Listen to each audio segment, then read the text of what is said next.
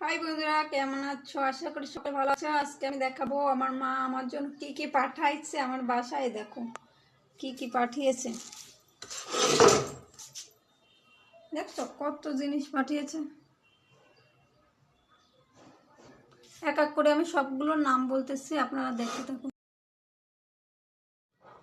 এটা হচ্ছে কাঁচা কলা, দেখো ভালো কিছুদিন পরে পাকবে।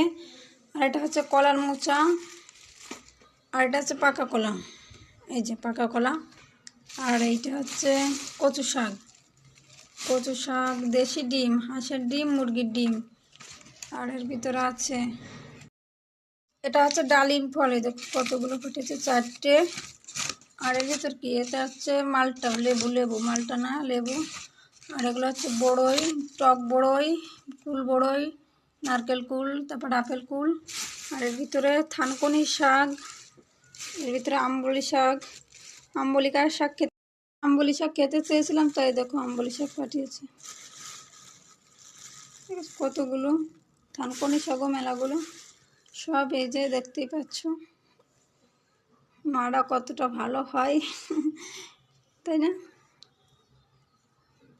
টাটা।